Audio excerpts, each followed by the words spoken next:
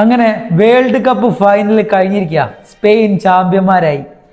ഒരു പക്ഷേ കളി കാണാത്തവർക്കില്ലേ, അതൊരു ടൈറ്റ് മത്സരമായിരിക്കും. കാരണം 1-0 എന്നുള്ള സ്കോറിലാണ് സ്പെയിൻ കപ്പടിച്ചിരിക്കുന്നത്.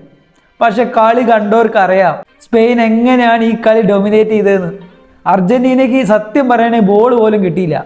ആദ്യത്തെ 90 മിനിറ്റ് 0 ഷോട്ടാണോ, വിശ്വസിക്കാൻ പറ്റുന്നുണ്ടോ? Argentina 0 shot on target. ആ കളിയിൽ ഉടനീളം ഒരൊറ്റ ഷോട്ട് ഓൺ ടാർഗറ്റ് പോലും ഇല്ല.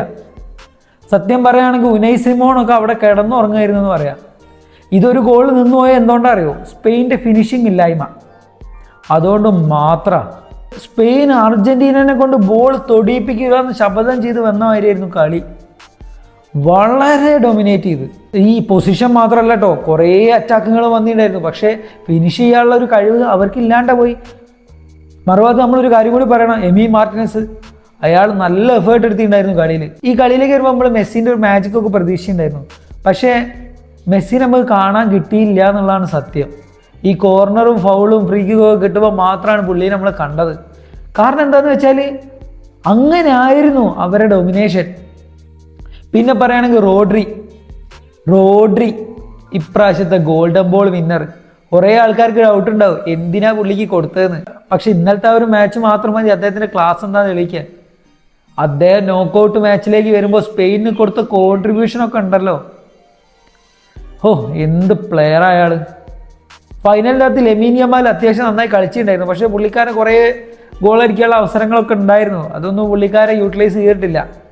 പിന്നെ പറയുകയാണെങ്കിൽ ഫെറാൻ ടോറസ്, അയാളാണ് ഗോൾ അടിച്ചത്. അത് ശരിക്കും എന്നെ അത്ഭുതപ്പെടുത്തി. ബാഴ്സയിലായാലും എവിടെയായാലും പുള്ളിക്കാരൻ്റെ ഫിനിഷിങ്ങിലെ പോരായ്മ നമുക്ക് എല്ലാവർക്കും അറിയാം. പക്ഷെ ആ പുള്ളിക്കാരൻ തന്നെ ഗോൾ അടിച്ചോ? പുള്ളിക്കാരൻ വേറെ ചാൻസ് കൂടി കിട്ടിയിട്ടുണ്ടായിരുന്നു. ഒരു 1v1 അദ്ദേഹം ഫിനിഷും ചെയ്തു. പക്ഷേ നിർഭാഗ്യവശാൽ ഒരു കടുക്കുമണി വ്യത്യാസത്തിൽ അത് ഓഫ് സൈഡായി പോയി. ഈ മാച്ചിൻ്റെ അകത്തില്ലേ ഒരു കോൺട്രവേഴ്സ്യൽ മൊമെൻ്റ് ഉണ്ടായിട്ടുണ്ടായിരുന്നു. എന്താണെന്ന് വെച്ച് കഴിഞ്ഞാൽ സ്കോർ 0-0 നിൽക്കുമ്പോൾ നിക്കോ വില്യംസ് ഒരു ഗോൾ അടിച്ചിട്ടുണ്ടായിരുന്നു.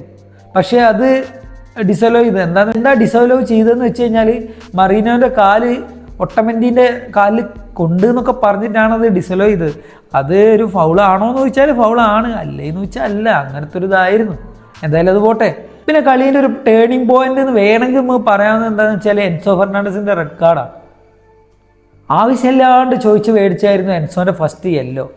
സെക്കൻഡും ഒരു യെല്ലോ ഉണ്ടോ എന്നൊക്കെ ചോദിച്ചു കഴിഞ്ഞാൽ ഉണ്ട്, ഇല്ലേന്ന് വെച്ചാൽ ഇല്ല. അങ്ങനെയാണ് എനിക്ക് തോന്നിയത്. എൻ്റെ നോളജ് വെച്ച് എനിക്ക് തോന്നിയതാ.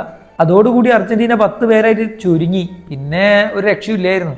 സാധാരണ അർജന്റീന 80 മിനിറ്റ് കഴിഞ്ഞാൽ മാരക കളി കളിക്കുന്ന ഒരു ടീം തന്നെയായിരുന്നു.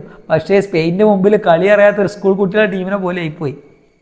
അങ്ങനെയാണ് സ്പെയിൻ കളിച്ചത്. അങ്ങനെ 2010 ചരിത്രം പോലും വീണ്ടും ആവർത്തിച്ച് ഏകദേശം 2010 പോലെ തന്നെ എക്സ്ട്രാ ടൈമിൽ ഗോൾ അടിച്ച് ജയിച്ച്. അത് 1-0. എന്തായാലും നമുക്ക് അടുത്ത വീഡിയോയിൽ കാണാം. ഈ വീഡിയോ നിങ്ങൾക്ക് ഇഷ്ടമാവുകയാണെങ്കിൽ ലൈക്ക് ചെയ്യുക, കമൻറ്റ് ചെയ്യുക, ഷെയർ ചെയ്യുക. It's your Vicky bro. നമുക്ക് അടുത്ത വീഡിയോ ആയിട്ട് വീണ്ടും കാണാം.